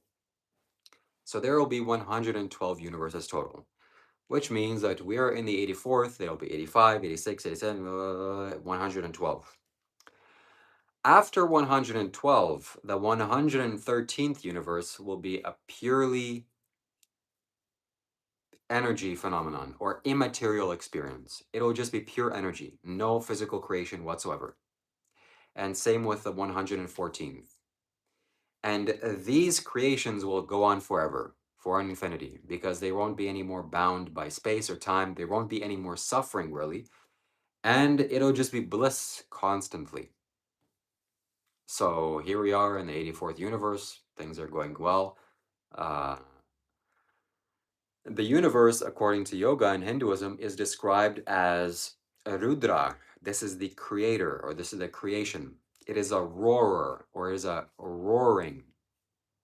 You know, science talks about the Big Bang. It's one large explosion, and everything came to be. Well, the Hindus described it in a different way. They said that the roarer, the god, roars the universe. And if you think about a large explosion or many explosions happening, you can envision a roaring, an expansion like that. How the universe gets destroyed is something that I would really like to know. And I'm going to, thank you very much, K-Dog. I'm going to, and this person has 84 in their name, so that's synchronistic. I want to know how the universe gets destroyed according to Sadhguru. How does the universe get destroyed according to Sadhguru? According to Sadhguru, the universe destruction is part of a cyclical process, which involves the return to vast nothingness. And this is the fundamental base of existence. Oh, that is very interesting. So this is something that I've thought about. The astrophysicists have different ideas on how the universe will cease to exist. Either the massive black holes that are permeating the universe will continue to consume matter and become so massive that no matter how large the universe is, it'll just expand larger and larger and larger and larger until it consumes the entire mass of the universe. It's an extremely supermassive black hole. And once that happens, the energy is so intense that it just explodes again, like a balloon popping. That's one theory. It's unlikely, but or now that I'm explaining it, it doesn't sound so feasible. What's more likely is that there will simply be a kind of entropy, which the universe right now is expanding. We know that for a fact. And as the universe expands, the molecules that bind existence together, they become more and more separated. And they will become so separated that basically there won't be any more physical creation. Or from one point molecule to the next molecule is basically infinity. And then again, the roar explodes or something else happens. So regardless, this is just ideas. Satan wants us to believe that we are not made perfect in the Lord. Maybe. Well, we are not made perfect. We have a human body. We have, you know, Christopher Hitchens, the author of the book God is Not Great, said once that if you think about the intelligent design of the human body, what is so intelligent about it? If you were a designer of a city, would you put a waste management factory or waste management facility next to a recreational zone? You have a beautiful water splash pad park, kids play, adults go and watch movies. It's a big recreational activity. It's lots of fun. And you put it right next to a total dump, a nuclear waste management facility where toxic fumes are being split out. Would you do that? No, that's bad engineering. But that's the biology of human beings. A recreational area is placed right next to a waste management plant. So you also get appendicitis, your pancreas explodes and all these things happen with the body. This thing ages and decays and dies. And yeah, anyways, I'm not here to argue with Christians. I'm on their side. Jesus Christ is real and he's God. And we are not in Kali Yuga. We're in Dwapar Yuga. And we're moving into Trepar Yuga, which will happen in 2084. So, yeah. That video, by the way, on Sadhguru's exclusive channel, is what got me the biggest realization that I've ever had. It broke my mind free from suffering, or a lot of suffering. I watched Sadhguru talk about the creation of the universe, and I experienced the refinement of these existences, how this happens, that we are in fact in the 84th universe. And there will be more universes. This is not the only universe that has existed.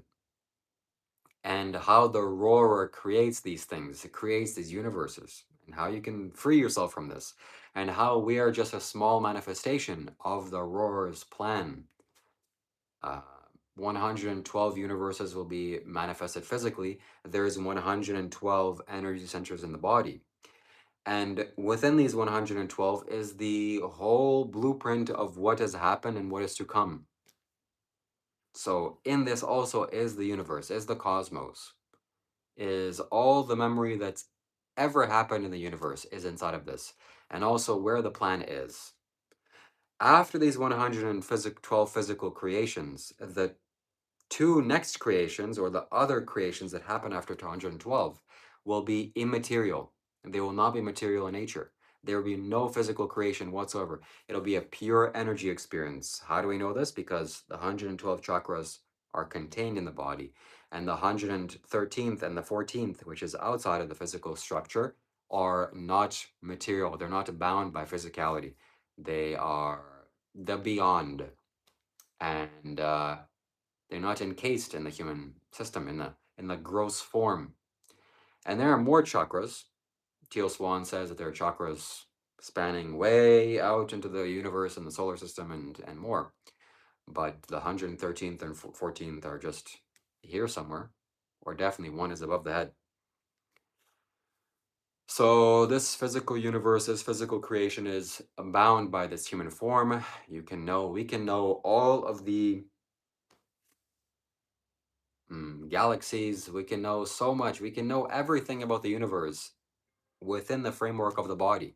Everything is in here. All the memory that's ever happened in the universe is in here. And also the chakras seem to be like mini galaxies. A galaxy is a spinning vortex. That's kind of how a chakra is. And like I said, there's 112 chakras in the body, 112 energy points. And I'm also seeing that Sadhguru knows this by his own experience. He sat just like this, just I'm sitting, and experienced it directly within himself. And he knows this. He knows how the creation is because he knows he knows who the creator is and how the creator is because he knows how the creation is, and he is the creation. So by paying attention to the creation, you can know the creator.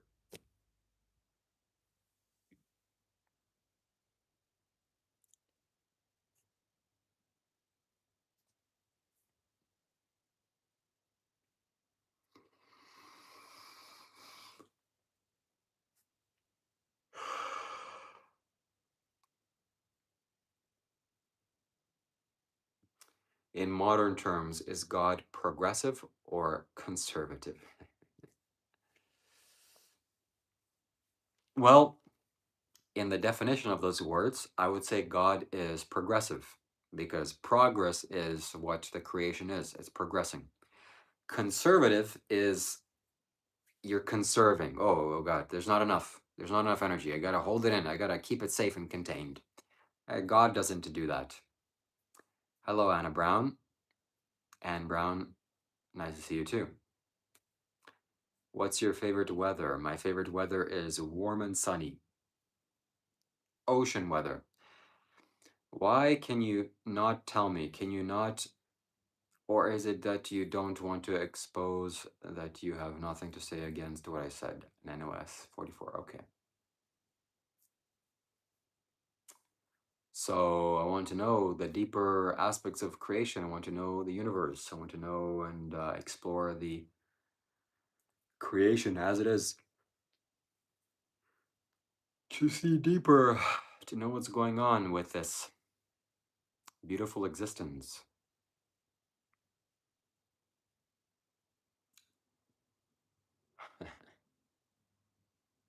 Sadhguru says that you chase pleasure because you don't know bliss. If you knew bliss, you wouldn't chase pleasure. Pleasure is a kind of shadow of bliss. And pleasure also disturbs the mind. Have you noticed that? You know, eating food is pleasurable, but going towards pleasure and indulging in pleasure, it's a mental disturbance. Kind of hurts. So when you're blissful, you don't need pleasure. You can just be blissful. Wow, I'm just blissful out of my own nature. I don't need to go and eat food or have sex or enjoy these sensual things or go and watch movies and etc. etc. You can just be blissful and pleasurable within your own nature.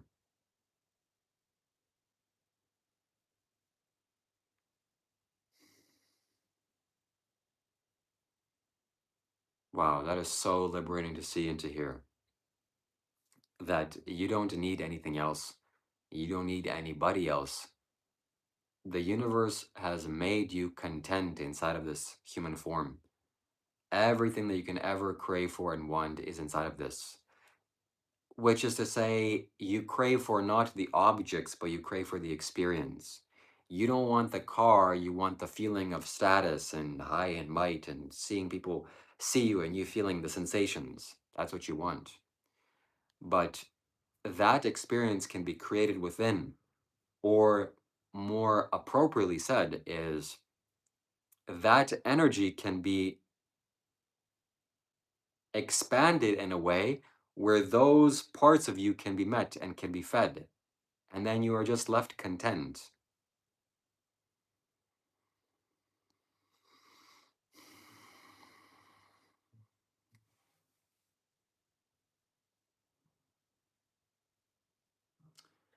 Is Yami the same as Kali or Satan? I don't know. Can be exhausting. So, Bliss. We want to create bliss within ourselves. And bliss is not something that you create, it's something that you step back. Just step back away from this whole world. Just step back away from life, your life in quotes, your job, your situations, and just come back to your own life with a capital L.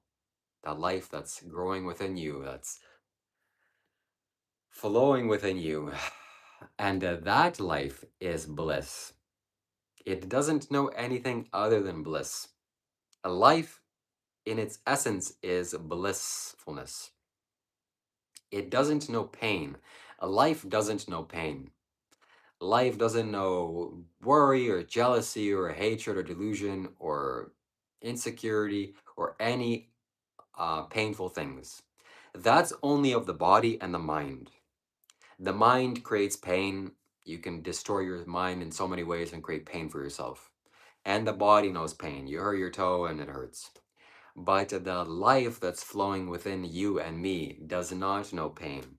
It only knows bliss and pleasure.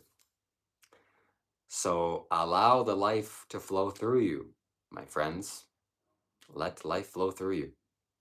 Let yourselves get in touch with this life. Feel this life. Feel your life.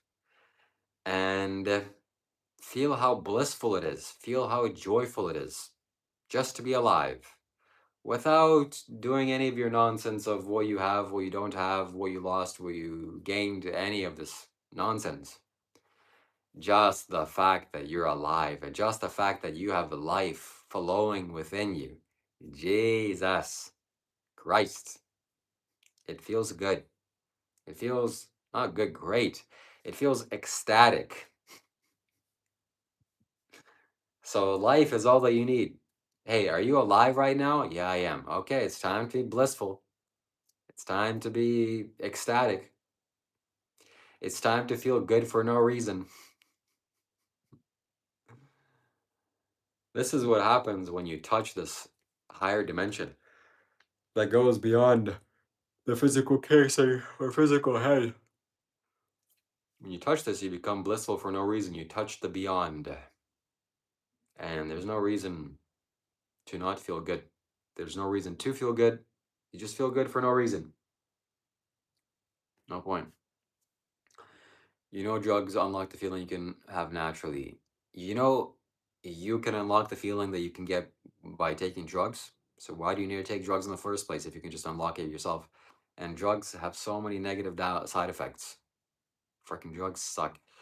Do people need a certain level of intelligence to be spiritual? And does a limited limits on intelligence confine spirituality? No. In fact, you'd be better off with some less intelligence or less IQ points because there's less mental barriers.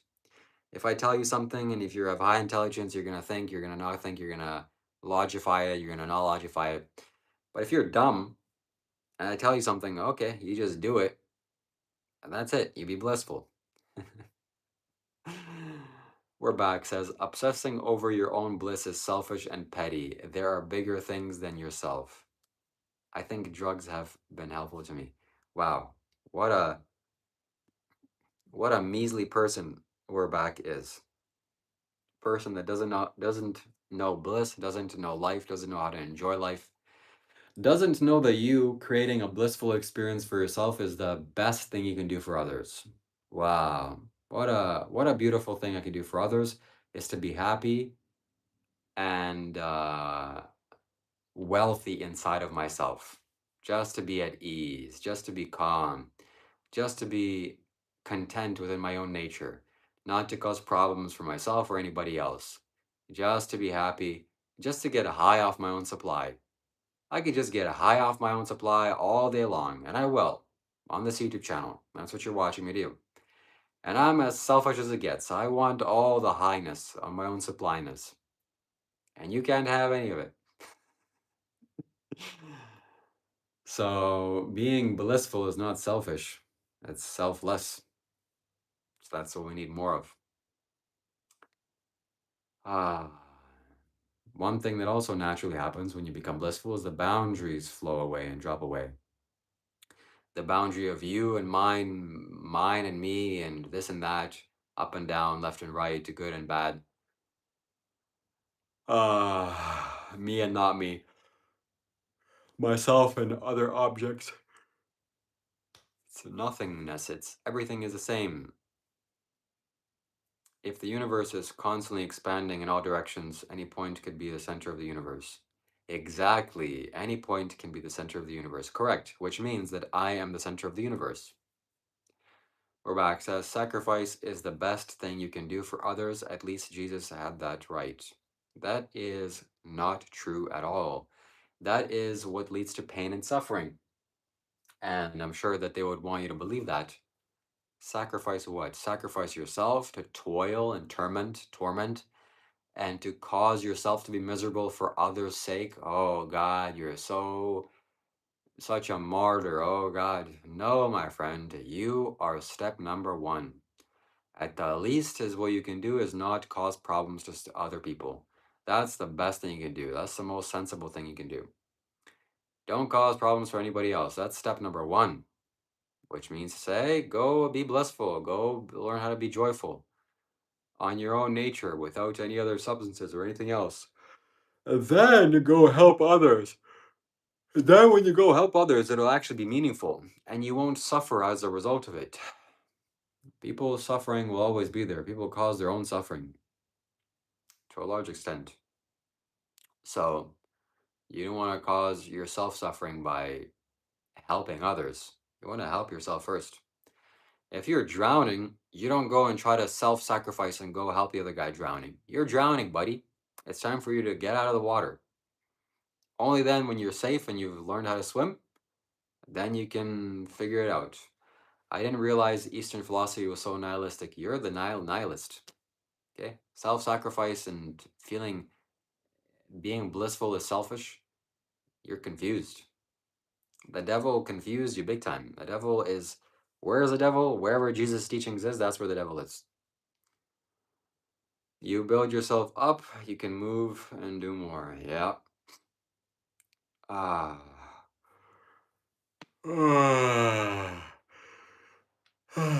Yeah, self-sacrifice. Sacrifice your own greed. Sacrifice your own hatred. Sacrifice your own delusion. I recommend that sacrifice.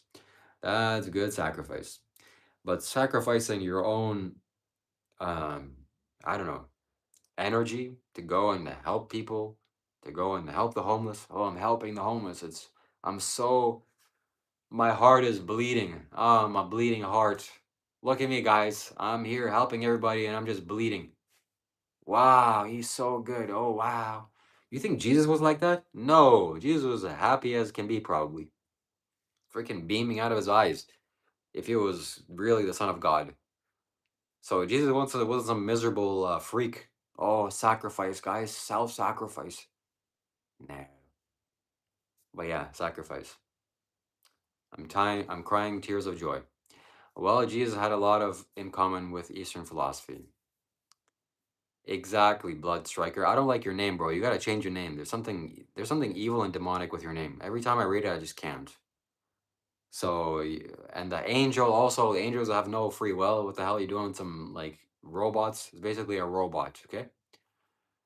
So, change your name to something that's other than Blood Strike. Why are you striking blood, bro? Blood needs to be kept in the body, not striking. Until it's who you're homeless and need to help, you're in tune with changes. Yeah, sure. Osinaki is back. Welcome. My name is not demonic. Your energy, there's something going on there, bro. There's some black holes going on there. Accepting charity is biblical too. Yes, generosity. Generosity is, I guess it's self-sacrifice, but I don't like that self-sacrifice. What the hell are you sacrificing yourself for? Anyways, whatever. This is just semantics. Generosity, giving without expecting anything in return. That's what giving is. Giving is not, I'm going to give and this person's going to give me back, or I'm going to give and I'm going to get some good karma, or I'm going to give. Giving is a state, a quality that's so good for your being and others' being. It's like, wow, one of the juiciest things, one of the best things in life is to give. just to give value, give wherever you can, give even if you have a little, give when you're asked. So Jesus, the Buddha said that the path to becoming a god is giving to others when you're asked, even if you have a little, amongst other things. So not just giving generously, but gaining generously. True. We're back. Says, you have a long way to go, Shiva. Why are you saying that so in such a way? Oh, you're so above me and you're so wise. I have such a long way to go. But you were back. You know the truth. You know that you shouldn't be blissful and you should self-sacrifice. And here I am toiling away. I got so much longer to go. Hey, we're back. I challenge you to a spiritual duel. Hmm? Let's see if you back out. You probably will. But if I have such a long way to go and you believe in self-sacrifice, then why don't you help me out? How can you help me out? Join my Discord, where we can do a face-to-face call with others present. We can record it live. And then you'll really be able to tell me everything that's going on, and you'll teach me. Don't let your ego keep you from knowledge. Look, you're keeping me away from knowledge. You sound like you have knowledge. Join the Discord. You can even join right now. And if you join right now, you can talk to me right now. I'll turn on my computer. Everybody will be here. And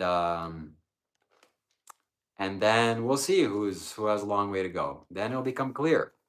Will you do it? Will you do it? I don't think so. I don't think so. Because we both know who has a long way to go. We all have a long way to go, buddy. Okay? But there's no way of condescendingly, exactly, that's the word, condescendingly. Well, yes, exactly. There's a condescending. Oh, you got a long way to go, buddy. You got a long way to go. I know, but you don't know. Okay. If you say so, buddy. Exactly, exactly. So I'm gonna paste the Discord link. You better join. I'm gonna give you a few minutes. Like I'm gonna give you 2 minutes. If you don't join, then you definitely don't have any knowledge. And if you join, wow, at least I'll give you some respect. I took my Instagram story. But I doubt people like this don't usually join. And he's backing up now. He's backing out. Or he's backing up. He's taking steps back. I'm sorry, LOL, sorry I bruised your ego. No worries about it. Don't apologize. You're forgiven. And that's a step that you can say that won't, you don't have to join the Discord now because you said that. No, buddy. It's still up to the table. Here, I'm gonna join the voice call. Okay? People are here in the voice call. And there's a few people already here. So you can join. And let's see if you do. Shiva, Kailash, Shambho.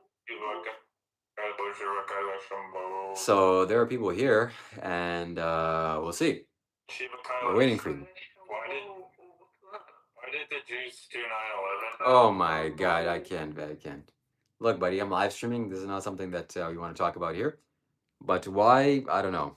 You have to ask. You have to ask. Hey guys. You have to ask them. He's muted. It's me. Anyways, you should do some research on the biggest payout of insurance in the history of the planet Earth. Then you'll have some. Yeah. You'll have some clues. Larry Silverstein. Yep. He's he's a lucky guy. Anyways. Can you think of a lucky guy? Yeah.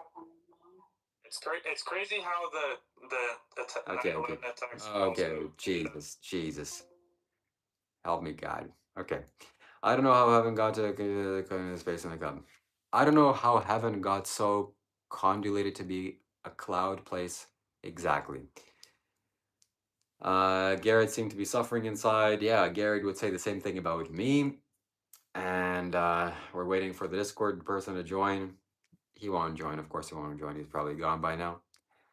But one can hope. Anyways. We're here, my friends. We're here doing it. Oh, there's a lot of people that are joining the Discord. Let's see what they're up to. Of course. Al Qaeda. I don't think that's you, right? Isn't Al Qaeda like? Anyway, so that's what it's all about, my friends. It's all about wisdom. I've been live streaming for 120 minutes. If you wanna drop me $1 for a mango, you can do so. I'd be kindly appreciated. A super chat. And I'm gonna go to sleep soon. I'm gonna end it soon because it's 4 a.m. So somebody asked me what my sleep schedule is. It's let's just say it's not the best.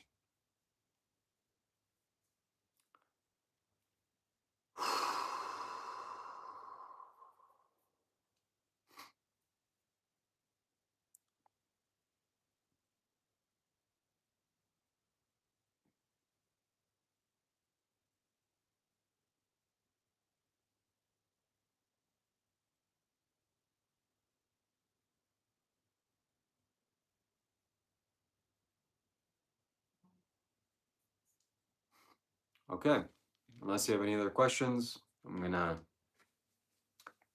slowly wind it down. Thank you, Brad. Brad McCraith donates $2. Thank you very much for your generosity and your kindness and your support. That will go towards the mangoes.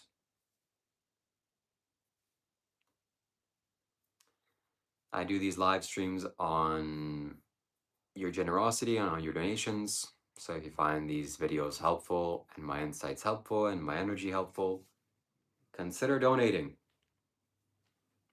That's how I support myself to a large extent right now. And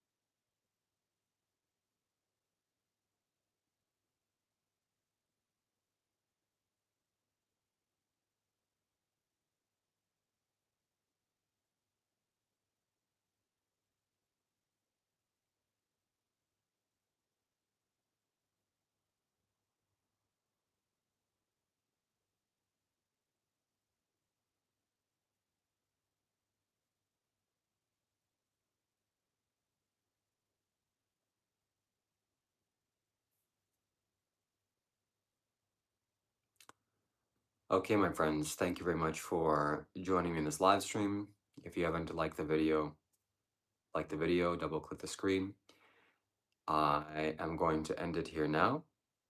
If you wish to donate, you can do so on my PayPal. It'll be pinned to my YouTube profile, as well as my website, shivakailash.com. YouTube takes a small fee here, but if you want to donate a large amount, that is the best place to do so. And I'm supported by your donations. So thank you for your generosity. Those who have donated, I highly appreciate you, and I send you many blessings in return. I'm going to be live streaming every day from this space, energetically supporting you and sharing good vibes with you. as well as inviting spiritual friends onto my live streams. So thank you very much for supporting me. Thank you very much for being here. Thank you for your comments. Thank you for the likes. And I will see you here very soon. Goodbye. Shiva Shambho.